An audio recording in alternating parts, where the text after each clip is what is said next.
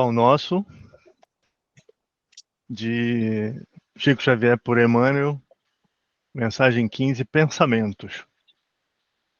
Quanto ao mais, irmãos, tudo que é verdadeiro, tudo que é honesto, tudo que é justo, tudo que é puro, tudo que é amável, tudo que é de boa fama, se há alguma virtude e se há algum louvor, nisso pensai.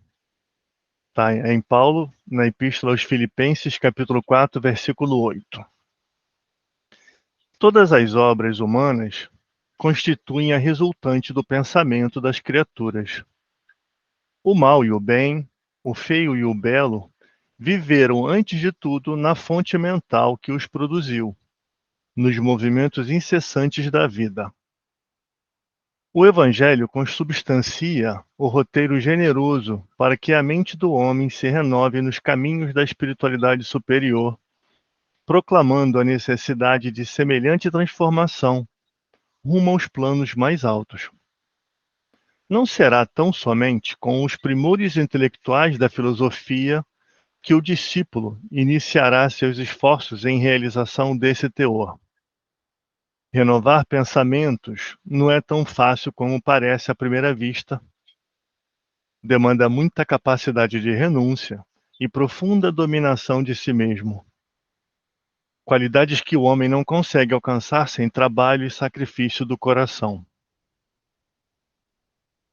É por isso que muitos servidores modificam expressões verbais, julgando que refundiram pensamentos.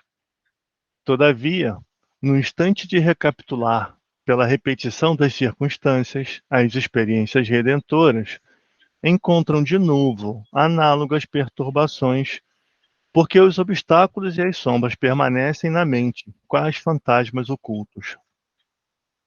Pensar é criar. A realidade dessa criação pode não exteriorizar-se, de súbito, no campo dos efeitos transitórios, mas o objeto formado pelo poder mental vive no mundo íntimo, exigindo cuidados especiais para o esforço de continuidade ou extinção. O Conselho de Paulo aos Filipenses apresenta sublime conteúdo. Os discípulos que puderem compreender-lhe a essência profunda, buscando ver o lado verdadeiro, honesto, justo, puro e amável de todas as coisas, cultivando em cada dia, terão encontrado a divina equação. Pode comentar? Acabei de perceber que o que eu achava que era um esforço que eu estava conseguindo, não é não.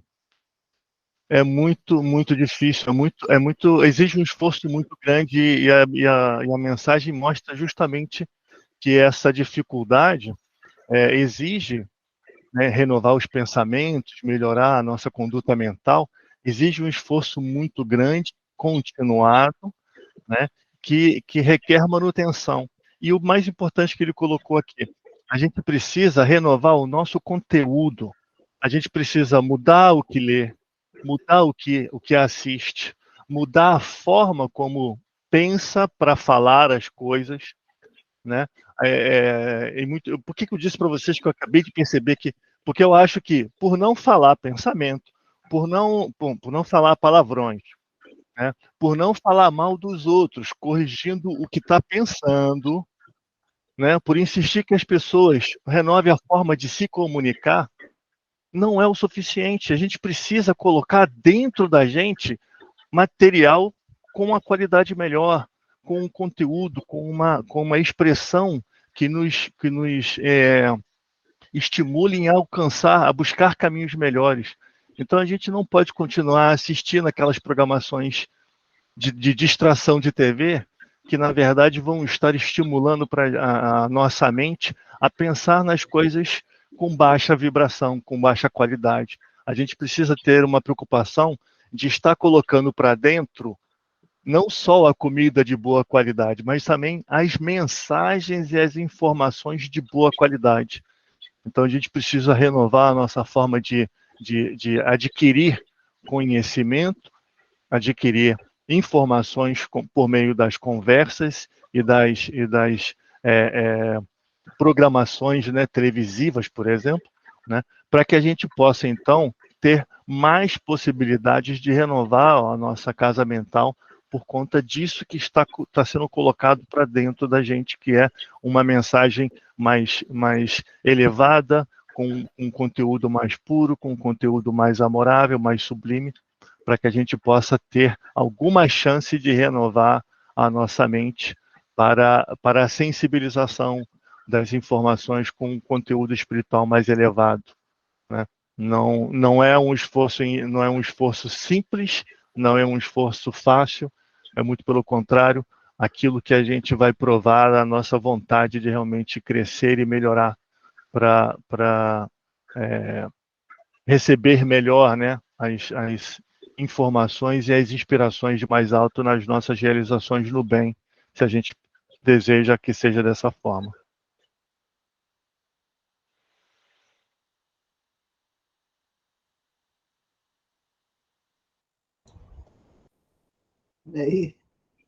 Bom, então, obrigada, Marcelo.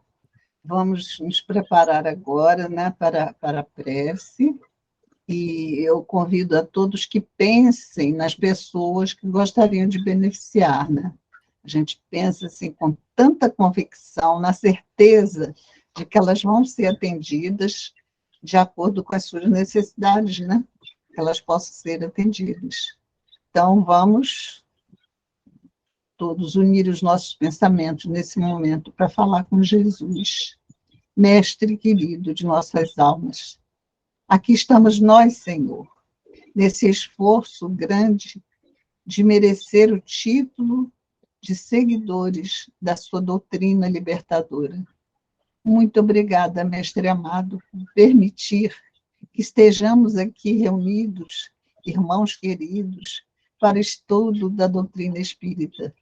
E rogamos do seu coração amoroso, Senhor, que o Senhor ampare e inspire o nosso irmão Cosses, que vai trazer o estudo da noite de hoje.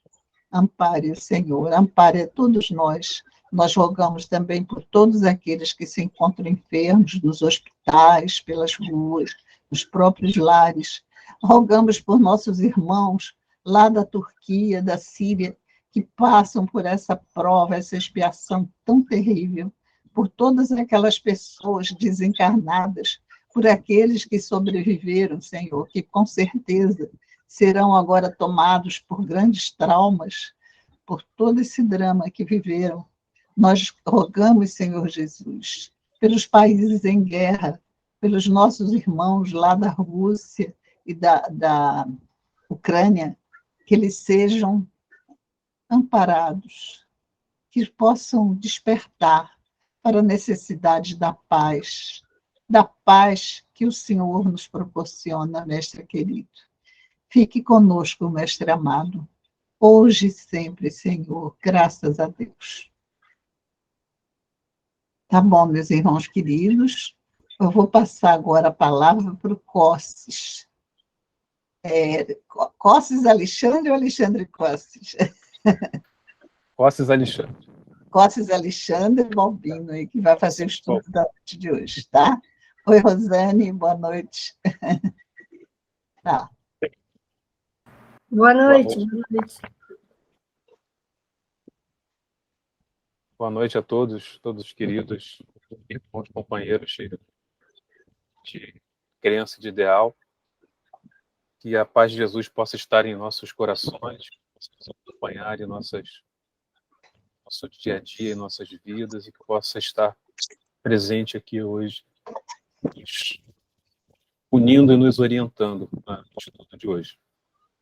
Deixa eu projetar aqui. Antes de projetar, eu tenho que... Peraí, só um instantinho. Pode ser que eu me enrole um pouquinho, tá?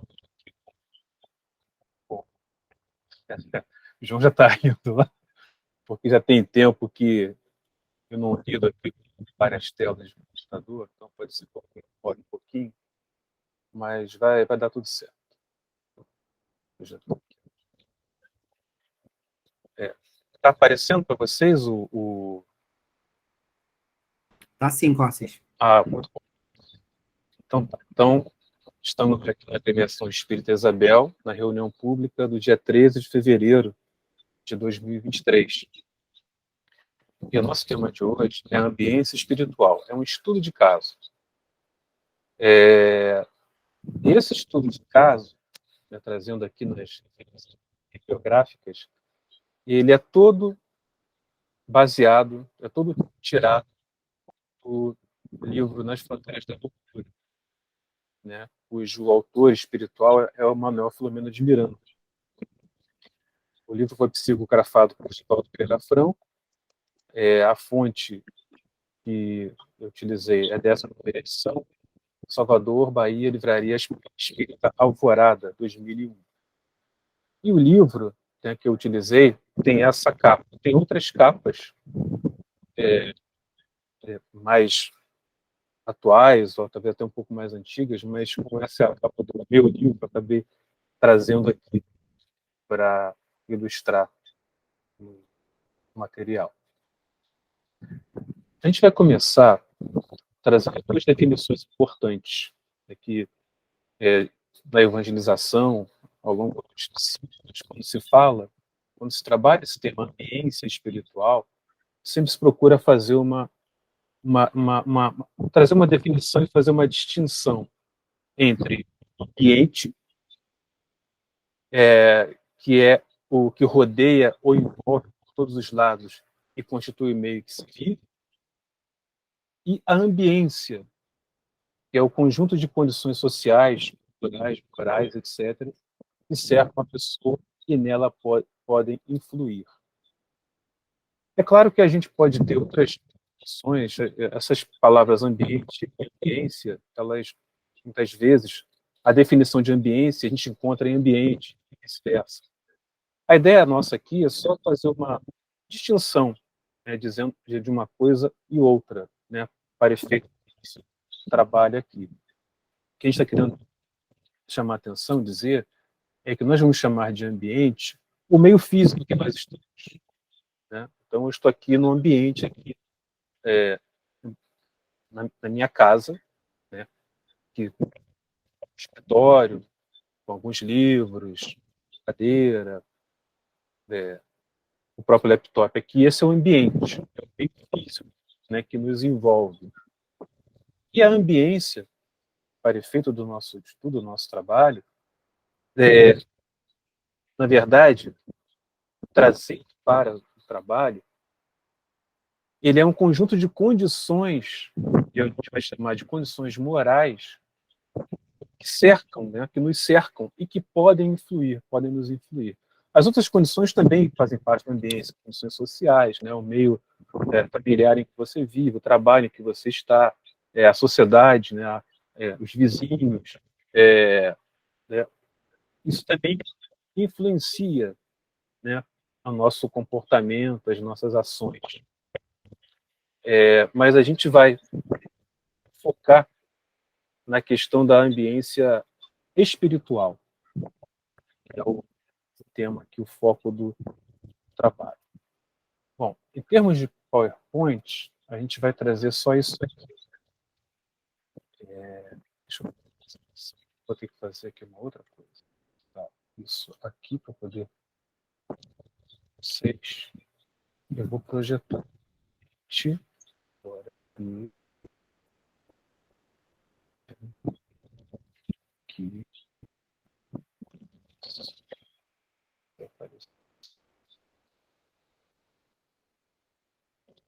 Aparece. Então, quando eu estava me preparando para fazer o trabalho de hoje, eu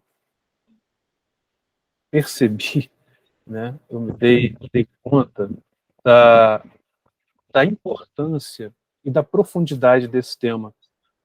Não por acaso, a questão da ambiência que vem sendo trabalhada aí nas últimas reuniões e continuará sendo trabalhada, inclusive, na semana que vem, que é a segunda-feira de Carnaval, e na outra semana, Quer dizer, os temas escolhidos não foram escolhidos aleatoriamente, por acaso, justamente por conta da proximidade dessa festa grandiosa dos anos, que é o Carnaval. E o livro, cujo nome, As Fronteiras da Loucura, já traz em si uma curiosidade, né? Por que alguém pode pensar, por que é que o livro Nas Fronteiras da Loucura, né, no tema do estudo de caso, falando de ambiência próximo do Carnaval, por que se traz, por que o livro tem esse nome, por que se traz esse livro, né? As coisas não acontecem por acaso. E a gente vai, ao longo da reunião, tentar elucidar, pelo menos na nossa reflexão, o motivo do nome do livro, Nas Fronteiras, essa relação com o Carnaval e com a ambiência. Estudando, então, me preparando aqui para o trabalho, eu me dei conta disso. O livro, ele é muito profundo, ele traz informações muito importantes e ele é muito amplo, muito vasto.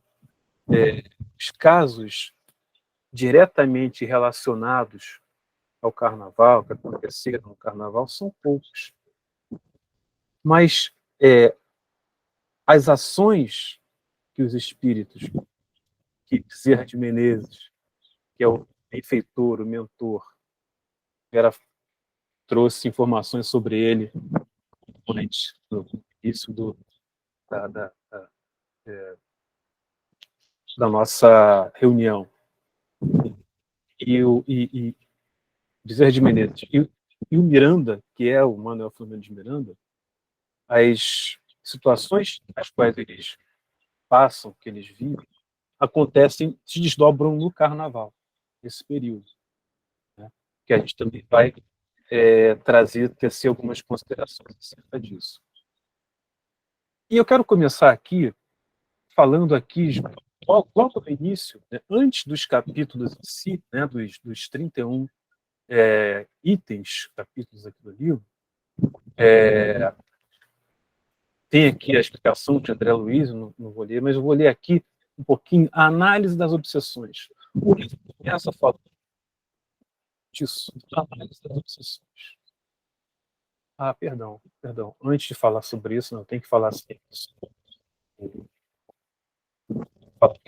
Desculpa, só um instantinho. Aqui, o André Luiz, quando ele comenta o livro, ele começa dizendo o seguinte: é muito diáfana a linha divisória entre a sanidade e o desequilíbrio mental. É muito tênue, é muito fina, é muito estreita a linha que separa uma coisa, né, os ditos sãos, daqueles ditos desequilibrados, né, o desequilíbrio mental. Mas André, ele fala aqui, ele continua falando aqui, é o seguinte: transita-se de um para o outro lado com relativa facilidade, sem que haja, inicialmente, uma mudança expressiva no comportamento da criatura.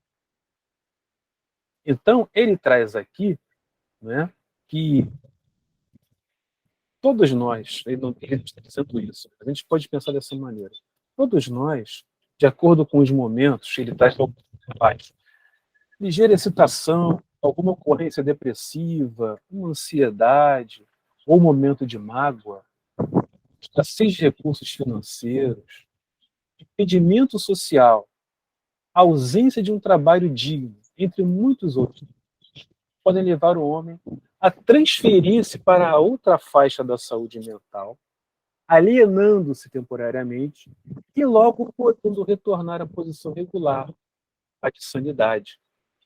Da forma que André nos traz aqui, coloca logo no início, logo nas primeiras frases do livro, ele já traz uma questão importante que afeta todos nós. Todos nós podemos transitar, de acordo com o momento que estejamos vivendo, de um lado ou do outro. Podemos ser criaturas com os nossos trabalhos, os nossos fazeres, as nossas famílias, as nossas ocupações, as nossas diversões, os nossos compromissos religiosos, inclusive. Mas dependendo do momento em que estejamos, dependendo da situação em que passemos, nós podemos migrar desse estado de sanidade para um desequilíbrio mental e retornar a ele, passar daquela situação. Um aborrecimento, uma situação de trânsito, pode eventualmente nos levar a sair desse estado de sanidade. E logo depois, e aí ele vai falando mais algumas coisas aqui, mas eu vou voltar ali onde eu estava antes, que logo aqui, depois dessa explicação aqui de André Luiz, entra-se aqui na análise das obsessões. Então, atendendo à classificação apresentada por Allan Kardec em 23, examinemos a patologia das obsessões nos seus 3 aspectos, a saber, a obsessão simples, a obsessão por fascinação e por subjugação. Então, vou ler, né? A ideia é fazer rápido, apanhado, né? Não vou ler tudo, vou ler só os trechos, né? A obsessão simples são aquelas situações cotidianas, muito relacionadas com as situações, por exemplo, que o próprio André Luiz colocou, né, de algum desequilíbrio que nós vivenciamos por conta de algum mágoa, situação específica, os nossos pendores, e que nós temos dificuldades com determinadas situações, e nós nos afinamos, sintonizamos com determinadas entidades que estão na mesma faixa vibratória que nós, então elas nos instigam a agir. Vimos algumas coisas, poxa, eu vou fazer isso, às vezes não, às vezes fazemos no ímpeto, né? Então, de um modo geral, bem geralmente vista, a obsessão simples se enquadraria nesse tipo de situação. Depois ele coloca aqui, cadê? Aí ele vai aqui e ele faz também uma sequência, né, uma progressão dessa obsessão, a recepção da ideia perturbadora, intercâmbio mental, enfim, ele vai trazendo aqui, classificando aqui a obsessão simples. Depois ele passa deixa eu ver aqui, ele vai falando, continuando aqui. Depois ele fala para a obsessão, que já está na obsessão por fascinação, onde é já um grau mais aonde deixa-se que a entidade desencarnada, que ela tem uma influência maior, você fica meio que fascinado, no sentido de você, é como se você só enxergasse uma determinada ideia, só visse uma determinada coisa, você fica um tanto ou quanto impermeável a outras ideias, a outras sugestões, a outras orientações. E a terceira, né, que é a obsessão por subjugação, que é quando realmente a entidade ela se assenhora, tá, do espírito encarnado. Às vezes, essa subjugação pode ser física, o encarnado pode manter a consciência do que está acontecendo, mas pode ser das duas coisas, física e mental, quando de fato ele é como se a entidade se apoderasse de fato. Então ele começa falando sobre isso. E depois, então, no capítulo 1, ele começa aqui, aí ele fala também depois aqui da terapia desobsessiva, não vamos entrar nesse particular. Depois, então ele vem aqui, aí ele começa aqui a resposta à oração, que é o início do livro. E ele comenta, falando aqui, né, que estava chovendo, né, naquele dia, mas esse dia, se eu não, já era a sexta ou sábado de carnaval, não estou lembrado agora, se era sexta-noite ou era sábado de manhã. Então ele conta aqui, né, as báticas, né, a chuva, sucediam-se abençoados, desconhecido socorro, espancando e espalhando as densas nuvens psíquicas de baixo teor vibratório, que encobriam a cidade imensa e generosa. Nos intervalos, o ruído atordoante dos instrumentos de percussão incitava o culto bárbaro das alucinações, misturando-se aos trovões galopantes, enquanto os corpos pintados, semidespidos, estorcegavam desespero e frenesi, no cortejo das grandes escolas de samba, no brilho ilusório dos refletores que se apagariam. Era segunda-feira de carnaval, não era nem sexta nem sábado, era segunda-feira de carnaval aqui. Então aí ele começa falando aqui dessa situação, que estava, né, o desfile, acontecendo ali, né, a movimentação da comemoração, né, da segunda-feira do carnaval.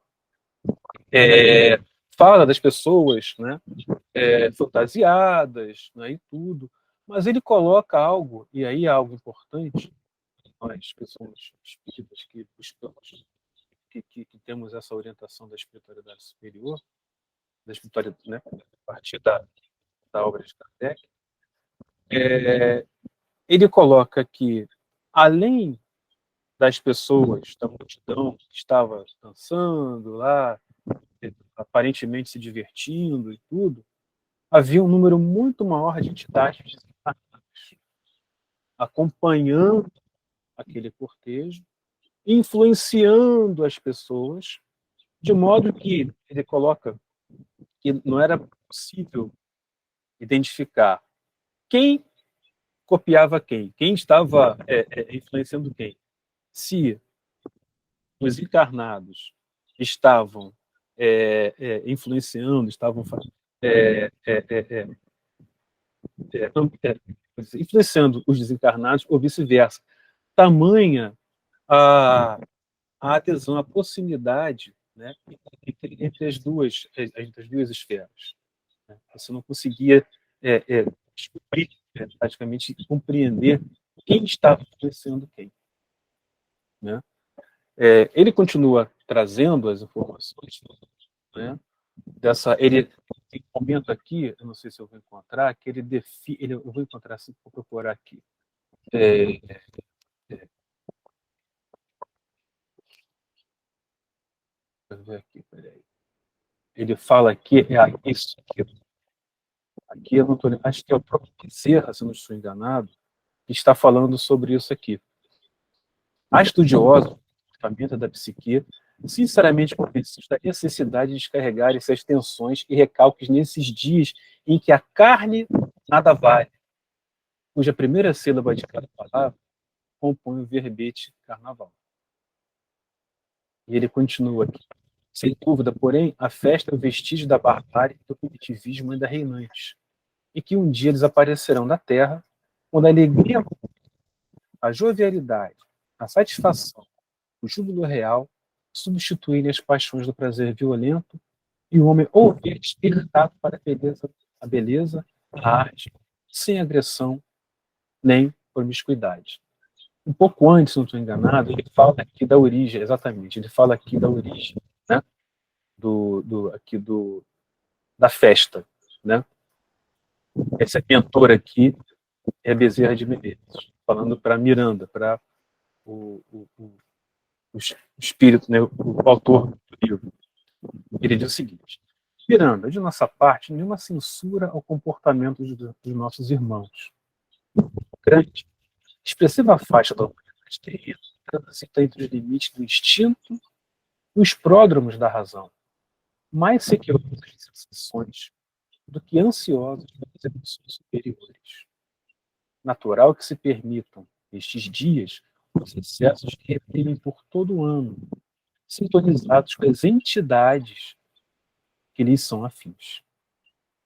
É de lamentar também que muitos se apresentam nos dias atuais como discípulos de Jesus, preferindo agora Baco e os seus assessores de orgia. E aí que ele vai colocar aqui, dar uma informação acerca, né, das origens da festa. Perdendo-se nos espíritos mais recuados, as origens do carnaval podem ser encontradas nas bacanais da Grécia, quando era homenageado o deus Dionísio. Anteriormente, os trácios entregavam-se aos prazeres políticos, como quase todos os povos antigos. Mais tarde, apresentavam-se estas festas em Roma, como Saturnália, que simulava a vítima humana adredemente escolhida, previamente escolhida, no seu infeliz caráter padrão. Depois, é lícito enlouquecer do corpo dos tempos modernos em 3 ou mais dias de loucura, sob a denominação, antes, de triduo-momesco, homenagem. Aí aqui que ele fala que a questão, né, da carne nada vale, né? Então, o que está se trazendo aqui? Um pouco na origem, né, do carnaval, mas a página que foi lida também, Pensamentos, né, onde Marcelo fez uns comentários muito pertinentes, sob a, digamos assim, desculpa, né, de não, eu preciso descansar, de passar o ano inteiro trabalhando, com uma série de problemas. Então, nesse período a gente vai se divertir, vai ser feliz, né?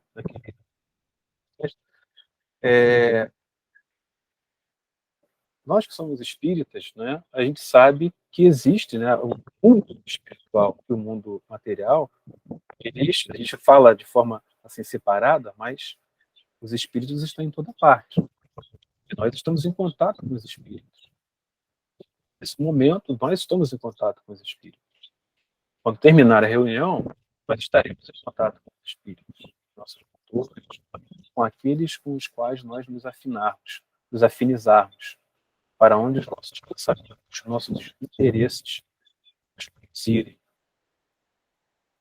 Então, no momento em que de suposta busca pela felicidade, festa onde eu vou espairecer, mas para espairecer, né, nós que estamos num planeta de provas e expiações, onde ainda predomina o mal, como está no livro dos Espíritos. Então, muitas vezes, quando nós nós relaxamos, pronto. Muitas vezes, não é, né, sempre, mas esse relaxamento a gente vai pensar em coisas que estão dentro de nós e que nós deveríamos lutar contra elas. Né? Algum prazer egoísta, algum interesse em alguma situação externa que não me diz respeito, mas eu tenho interesse em saber o que está acontecendo com o outro, com fulano, né? E aí nós sintonizamos com os espíritos desencarnados que estão vibrando nessa faixa. E aí, então, pode acontecer aquela obsessão simples, no início do livro, né? Colocada ali. Eu quero relaxar, então eu vou beber alguma coisa, alguma bebida alcoólica, né? E aí, muitas vezes, esse é um apelo que é feito por entidades próximas para que eu, de fato, consuma aquela bebida.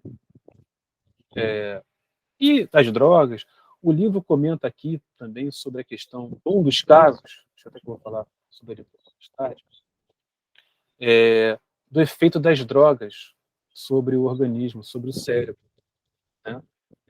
As drogas meio que botam, assim como o álcool, não é falado do álcool especificamente, fala das drogas, mas o álcool também é uma droga, né? Tem uma ação também sobre o sistema nervoso, enfim.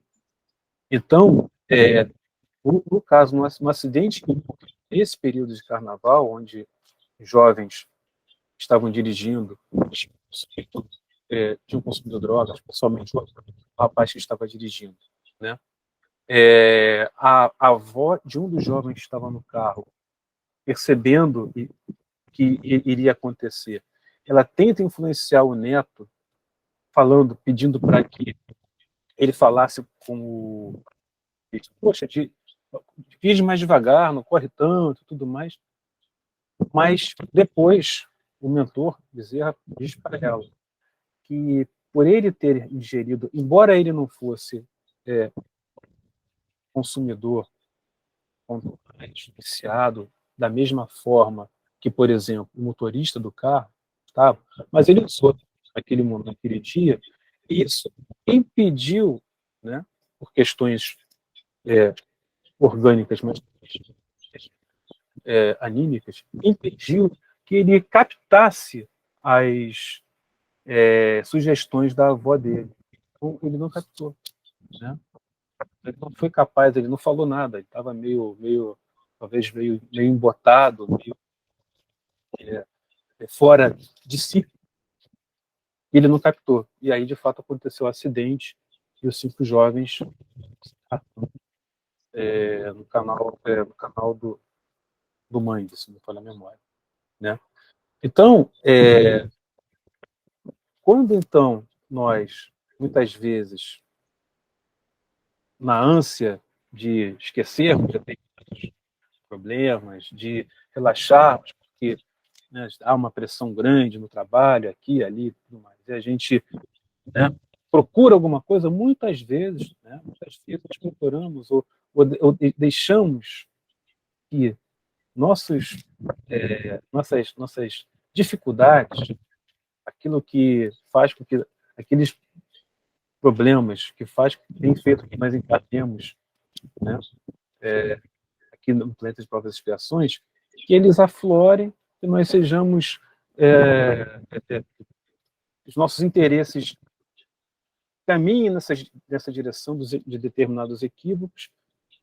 Isso provoca uma sintonia com aquelas entidades encarnadas que estão nessa mesma faixa, e aí a gente pode ser vítima de uma obsessão simples, né?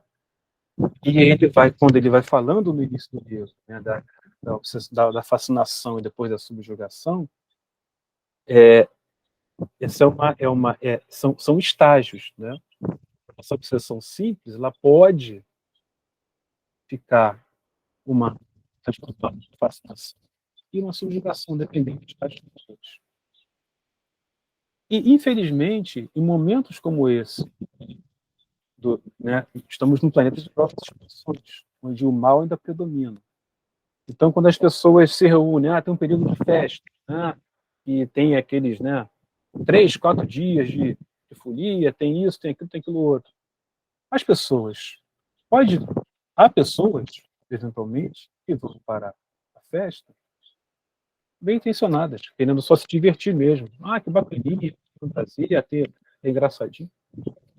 Mas, infelizmente, a grande maioria se aproveita dessas situações para fazer o mal a outras pessoas.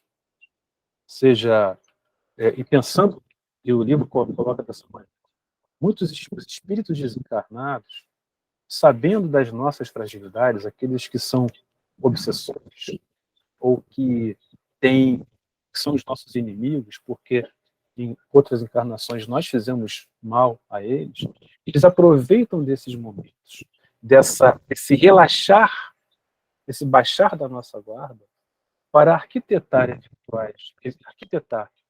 situações que possam nos embaraçar, que possam nos tirar do equilíbrio, da sanidade, e eventualmente levar até a fatalidade. Porque, como o André Luiz coloca, né, é muito diáfano, muito tênue a linha que separa a sanidade do desequilíbrio mental. O conhecimento pode nos tirar do desequilíbrio, pode nos colocar em desequilíbrio, pode nos tirar do nosso equilíbrio. E estando nós num local cheio de gente, com as pessoas bebendo, consumindo bebidas alcoólicas, consumindo drogas, pensando de forma sensual, a possibilidade realmente de nós nos agastar com alguma coisa, de alguém provocar, é muito grande. São esses momentos que levam as entidades desencarnadas que estão ali a influenciar outras pessoas, ou até a nos influenciar para nos desviar de determinado caminho, para fazer coisas que podem, inclusive, afetar a nossa encarnação, toda a nossa encarnação, dependendo do que se faça, dependendo do que aconteça. Miranda, Emanuel Filomeno de Miranda, ele comenta sobre a psicosfera, a ambiência da cidade. Ele comenta que no local dos desfiles, né, com aqueles refletores acesos, tudo muito iluminado, mas eles, espíritos, eles viam uma névoa, uma coisa densa, escura e muito espessa que ele coloca no livro, que os refletores não conseguiam dissipar. A luz intensa dos refletores, ele olhando o espírito,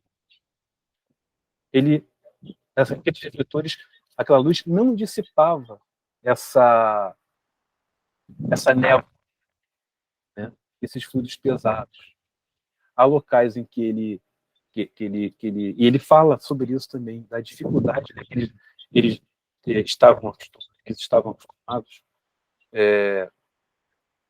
trabalhos aí em regiões difíceis, né, mas ele sentiu dificuldade, né, com relação aos fluidos, às viagens, né, à cidade. Então, isso é o quê? São as emanações mentais dos encarnados e dos desencarnados. Acontece essa sintonia de desejo, enfim, por uma série de coisas, e isso tem uma repercussão grande na cidade, nas pessoas, né? Eu vou falar um caso realmente desses meninos, né? Que deixa eu lembrar aqui onde está. Mas antes de falar sobre isso, então o livro ele coloca aqui, por exemplo, mas ele coloca uma coisa importante que é muito forte quando a gente lê o livro, é justamente, apesar de toda essa movimentação, de toda essa preocupação que ocorre na cidade nesse período, a espiritualidade, ela não se afasta, a espiritualidade benfazeja, os trabalhadores do Cristo, eles não se afastam e deixam as pessoas por conta própria. Não. Existe um trabalho intenso da espiritualidade. Inclusive tem um item que ele fala, é o posto central de atendimento, né, que a gente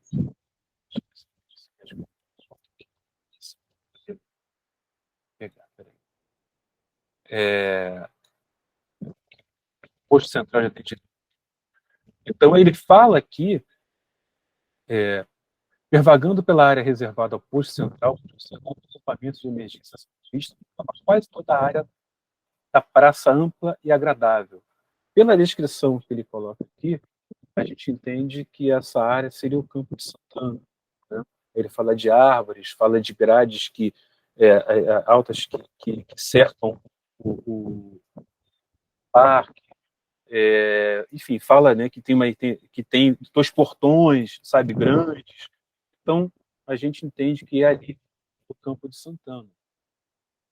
E o Dr. Bezerra de Menezes é o espírito que está à frente desse trabalho, né? Ele, outros médicos, outros colaboradores, outros trabalhadores da espiritualidade, que estão ali justamente socorrendo espíritos que desencarnam nesse período, muitas vezes por conta de excessos, quer dizer, por conta de excessos, sejam esses excessos de bebida, drogas, as emoções provocadas, né, pela sensualidade. Então, o posto atende esses espíritos, atende também espíritos desdobrados, que estão em coma, estão em algum tipo de situação e precisam de algum tipo de atendimento. Atende também as preces que são feitas por aquelas pessoas, por parentes que estão preocupados com seus entes queridos, que saíram para a folia, seja para o clube, enfim, não importa. E eles, então, oram pedindo amparo da espiritualidade para aquelas pessoas. Então, é um trabalho escrito pelo Miranda, muito amplo e ininterrupto, incessante ao longo desses dias, né? Eu esqueci de comentar, o livro ele foi publicado em 1982, né? Não é um livro muito antigo, então a gente também acredito que esse evento, né, que esses eventos relatados no livro tenham acontecido na década de 80 ou no final da década de 70 do século passado, né? Período mais próximo. E então, apesar de toda essa perturbação, de toda essa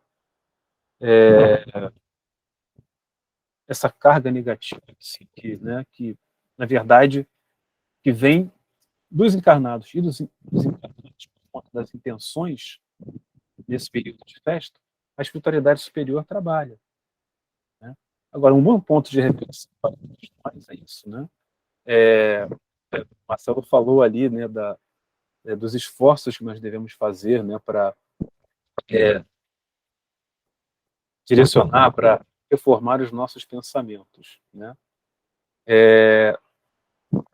Nós poderíamos estar trabalhando junto com a espiritualidade superior, né? Ao invés de, não digo, nós é uma maneira ampla, nós enquanto sociedade, nós enquanto espíritos encarnados, nós presentes à reunião, nós fora da reunião, enfim, né? É nesse sentido que eu estou querendo dizer. Nós poderíamos estar trabalhando ao lado dessas entidades encarnadas, se nós desencarnados, entidades benfazejas, se nós mudássemos realmente o nosso pensamento, né? Fizéssemos esses esforços de fazermos leituras edificantes, de não buscarmos determinados programas que nós sabemos que nos desequilibram, né? E nos deixam ansiosos, angustiados, né? Buscarmos a prece, orarmos, porque a oração é um elemento importante nesse processo de mudança de pensamento, de mudança de interesses. Se todos nós fizermos um teste, né, e formos, quando nos escolhermos essa noite, fizermos uma oração para Deus, para Jesus, para o nosso mentor espiritual, o som está aberto, Marcelo. Nós vamos, ao acordarmos no dia seguinte, nós talvez sejamos capazes de perceber uma diferença no nosso sono. O sono foi mais tranquila, ou nós dormimos mais rapidamente, enfim. A prece, ela funciona, não é ilusão, ela funciona de fato. E depende de cada um de nós inserirmos a prece no nosso cotidiano, no nosso dia a dia. Não depende de terceiros, né? Depende de nós.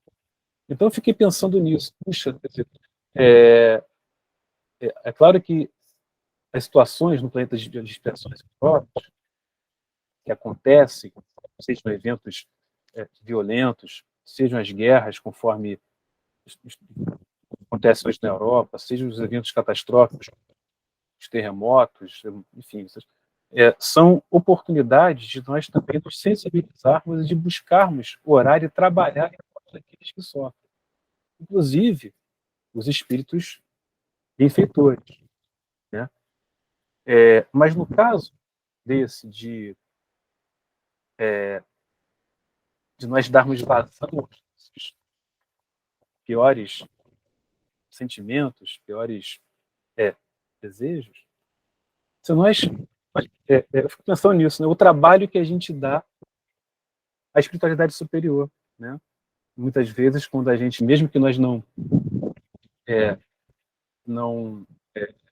estejamos nessa condição de sermos típicos para o carnaval, mas eventualmente em situações, nas nossas situações do dia a dia, dependendo do temperamento de cada um, é mais irascível, outro é mais egoísta, enfim, né? O trabalho que a gente dá muitas vezes para a espiritualidade, para os nossos mentores espirituais, para nos tirar de determinadas situações que nós nos envolvemos. Do trânsito, quando dá uma fechada na gente, a gente fica aborrecido, né? E, enfim, né? É o trabalho, muitas vezes, que a gente dá, porque a gente não sabe quem está do outro lado. A gente não sabe que tipo de conexão, com que espírito desencarnado a gente está se conectando quando se irrita com alguém que te deu uma fechada no trânsito, que arranhou o seu carro, que fez alguma outra coisa, em algum momento. Não sabemos. E aí aquilo que a gente coloca, né? Um outro caso também, colocado aqui, de um pai de família, foi atendido no posto central, né? Quando ele chega no posto, ele está sangrando, né? Quer dizer, a entidade já está desencarnado, né? Com a mão no estômago, sangrando, né? Parecendo, né, que aquela está saindo sangue, jorrando sangue ali. E aí dito o seguinte, que eles decidiram, era uma família, era o pai, a mãe e a filha, né? Mas eram pessoas, não vou lembrar agora se eram boas pessoas, né? Eram boas pessoas, não foram sair apenas para ver os carros alegóricos. Vamos passear aqui, vamos ver tudo. Só que houve um bando de mascarados que começou a mexer com a mãe, com a esposa dele e com a filha. No primeiro momento, ele deixou. Mas eles foram insistindo, né? E ele ficou aborrecido. Se aborreceu. Né?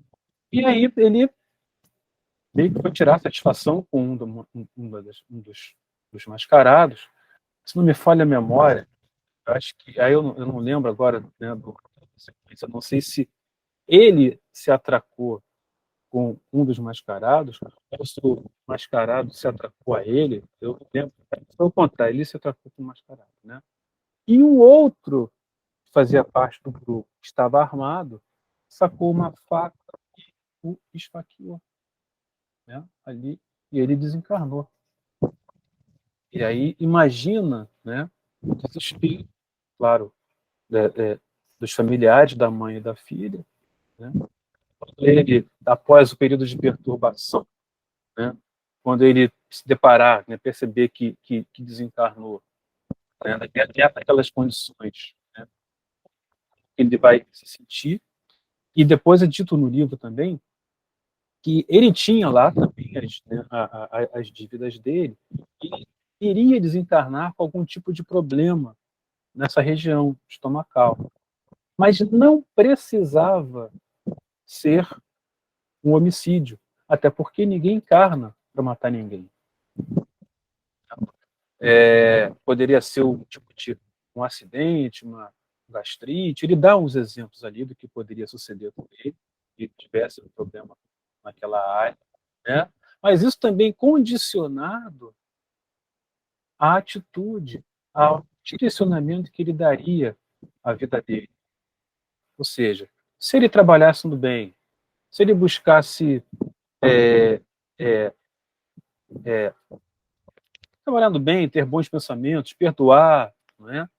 Pode ser que ele tivesse uma moratória em relação ao problema que ele viria a desenvolver, como nós sabemos, a própria literatura fala de casos, de exemplos nesse sentido, das moratórias por conta do trabalho no bem, do merecimento que aquelas pessoas endividadas tiveram por conta das suas ações no bem. Né? Então ele coloca isso nos casos e fala dessa situação. E o caso que eu ia comentar também, que era dos rapazes, né? Isso eu já acabei falando, eu vou falar também rapidamente, né? Eles eram 5 rapazes, jovens que tinham saído, né?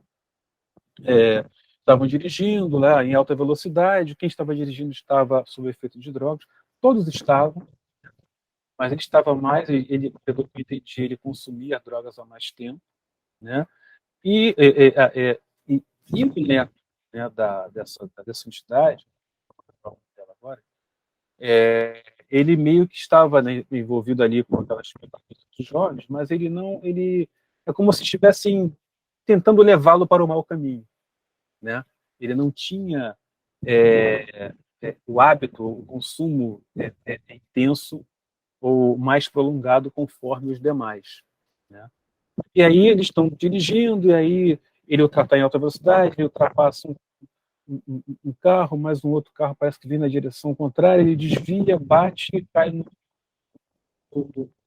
e eles morrem. Quer dizer, na verdade, quem dirigia tem a morte instantânea, ele bate com a cabeça no para-brisa, aí ele tem uma concussão cerebral, se não me falha a memória, e ele desencarna ali. Mas os outros, eles desencarnam ali nas águas lá do mangue, né? Então, essa avó de um deles, né, do mais jovem, tinha 17 anos, 17 ou 18, vai até se repetindo, né, pelo que socorresse o neto, que os ajudasse a se separarem, né, por físico, né, eles eram jovens, os espíritos estavam ainda vivendo ali, ele fala, né,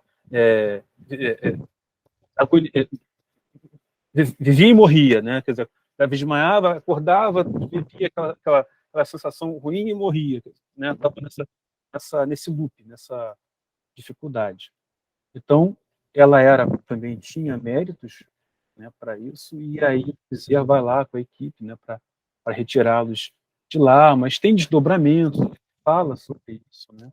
Sobre como que eles ficaram, né? O rapaz que dirigia o carro, ele é atraído depois de retirado ali, mas ele é atraído para junto do seu corpo, depois de retirado ali, do momento lá do enterro, né, do velório, porque as pessoas estavam revoltadas, dizendo, né, que ele tinha provocado aquele acidente, então ele sai, né, ele é meio que sugado dali do posto de socorro para daquele outro local. O menino, né, mas o neto dessa entidade, ele consegue ficar ali porque, apesar de estar sob efeito de drogas, né, mas ele não era um consumidor quanto mais, então ele não tinha esses vínculos mais fortes. Ele foi vítima também, né, dele próprio, mas também da situação. Então ele e um outro rapaz, eles permaneceram ali no posto de socorro, tendo ali o atendimento mais prolongado. Mas outros 3 não conseguiram. Eles foram meio que levados ali pelos chamamentos dos parentes desesperados e confrontados com aquela situação. Tudo isso acontecendo nesse período carnaval, onde, mais uma vez, pela nossa inferioridade, pela inferioridade dos encarnados e desencarnados, que nesse momento, onde a carne nada vale, a ênfase dessa felicidade é uma felicidade ilusória, é a ênfase dos prazeres sensoriais, né? E aí há toda essa conjuntura de essa aproximação dessas entidades, muitas delas querendo realmente fazer o mal, né? E isso pode levar a obsessões e até aprofundar determinados casos. O livro ele coloca isso de uma forma muito todo o livro. Ele não fala somente do carnaval, fala de outras ações que acontecem também de obsessão nesse período, né? Mas no final do livro ele é muito bonito porque ele conta, e aí mais uma vez lembrar aqui da página inicial, né? De um caso, né? De uma jovem senhora casada que ela não queria, ela não tem nada a ver, ela não foi para baile, nada disso, né? Mas foi nesse período de carnaval. Ela tentou o suicídio, acho que numa segunda-feira de carnaval.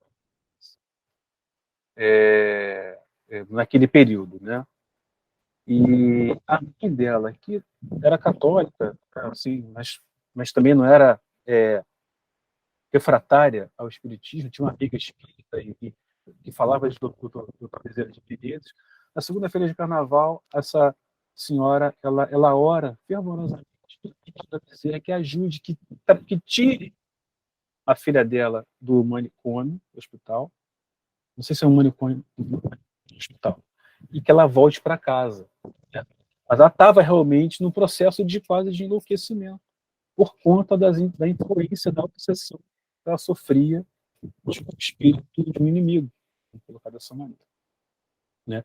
E aí, ao longo do livro, a história vai sendo destrinchada em alguns capítulos. Não vou contar porque é longa e acho que vale a pena todo mundo ler o livro. Mas no final é bonito porque há de fato, né, a mãe dela, da Julinda, se não me falha a memória. O nome dela aqui, mas não vou lembrar. A mãe dela, com essa prece que ela faz, ela de fato, a Bezerra se sensibiliza, ela é merecedora, ela é uma pessoa, tanto no plano espiritual quanto naquela encarnação. Ela é uma boa pessoa, ela, enfim, tem um comportamento reto, então ela merece, né, se sensibiliza e ajuda. A ela ajuda, na verdade, a família toda, né, porque obviamente, o obsessor tinha ligação com ela de outras encarnações, né? Havia questões ali entre eles, né? Então, há um auxílio a esse obsessor, há um auxílio para a família toda, para uma outra entidade também relacionada ali nesse drama familiar, que não apareceu num determinado momento, mais para o final do livro, né? Um momento decisivo em que Bezerra reúne todas as pessoas da família para justamente tentar fazer com que haja, que brote o amor. Ele fala sobre isso, que a vingança, o discurso, que isso só piora a situação de todos. É necessário que haja o perdão sincero, é necessário que eles encarnem junto, tenham ali, né, a relação de parentesco, de, né, aquele que é o obsessor, que encarne com o filho dela, enfim, tem toda uma situação nesse momento. E no final do livro é bonito, é emocionante, né? Você lê porque há uma mudança no comportamento, do pensamento dela, que inicialmente, né, essa moça, ela tentou suicídio porque ela havia feito um aborto, ela não queria ser mãe, apesar do marido querer ser pai, ela fez um aborto, não contou para ninguém, isso só piorou a situação do obsessor com relação a ela. Ela muda, ela muda, ela diz que, poxa, eu não queria, mas eu estou entendendo que esse é o caminho, eu preciso realmente fazer isso, eu tenho que olhar para frente, eu tenho que seguir um outro caminho, né? E aí essa amiga que era espírita da mãe dela, né?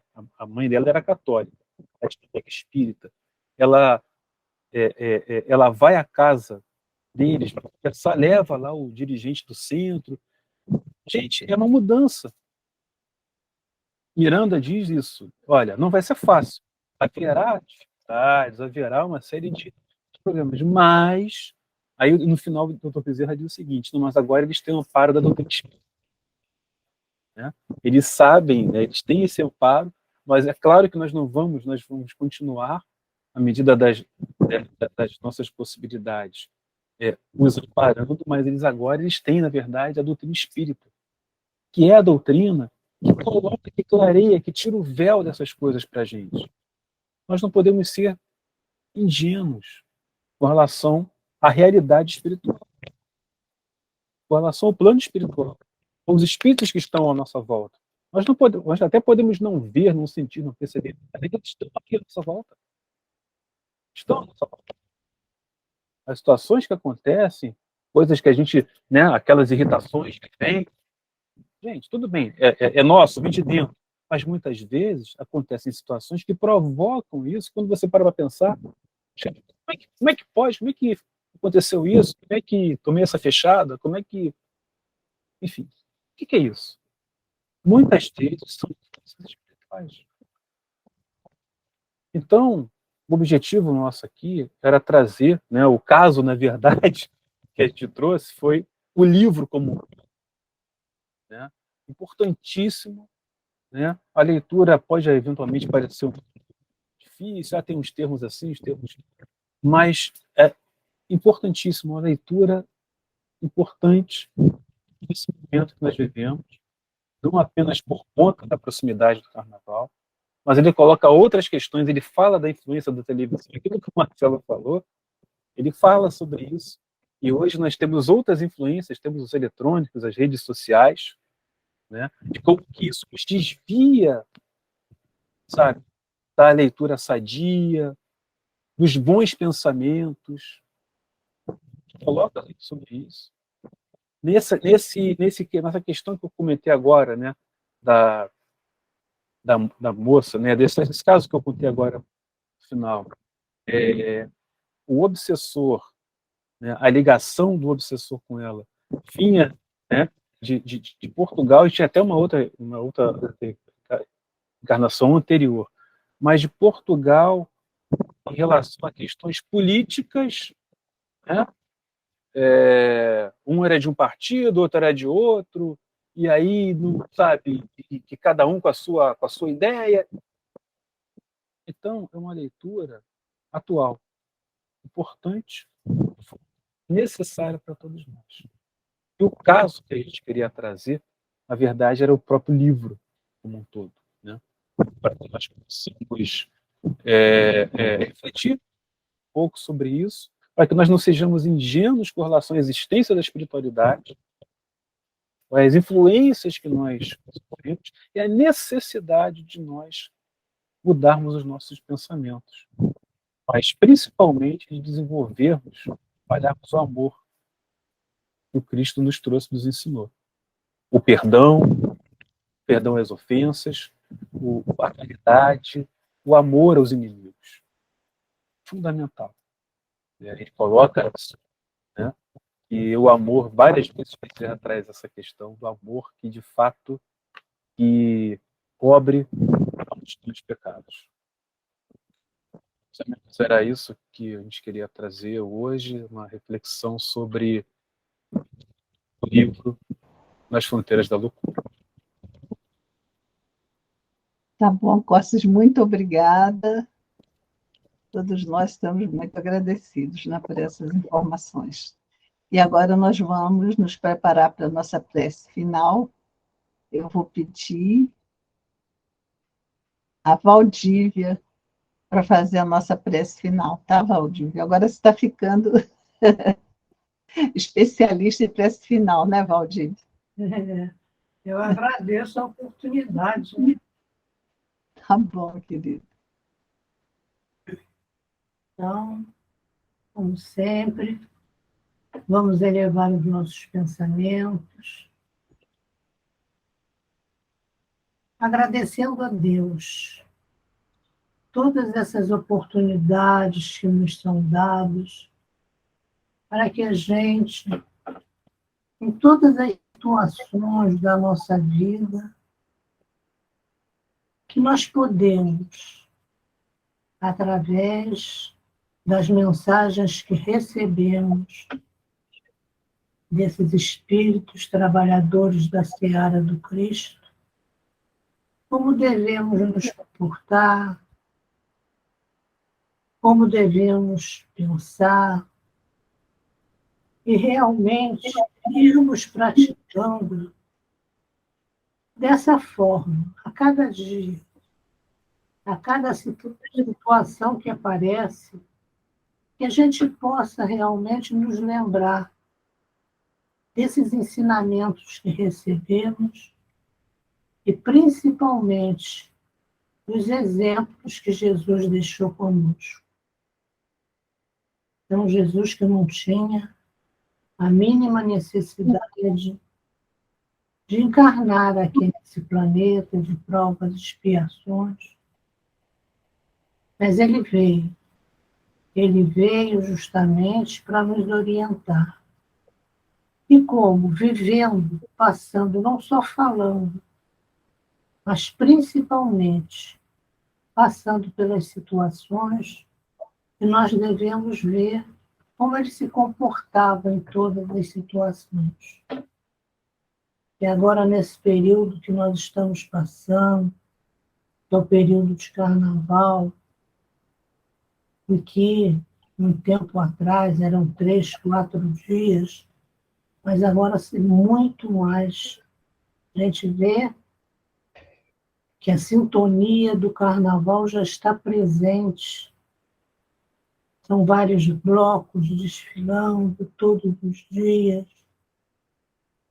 E que nós tenhamos o nosso pensamento realmente orando por todos nós, a começar por nós mesmos e por todos os nossos irmãos que, de repente, se sentem felizes participando dessas festas. Então, vamos pedir por todos, que todos nós sejamos envolvidos nesse período na paz de Jesus, que é a verdadeira paz que realmente nós podemos almejar. E dessa forma, vamos nos unir em prece, para que todos os nossos irmãos, qualquer que seja a situação que estejamos, possamos ser agraciados pela presença dos nossos mentores espirituais, dos nossos amigos espirituais, trabalhadores da seara do Cristo. Que a paz de Jesus fique sempre, continue sempre conosco. Que assim seja. E assim, Jesus querido, mais uma vez agradecidos, nós pedimos-lhe permissão para encerrar a nossa reunião pública da noite de hoje. Graças a Deus.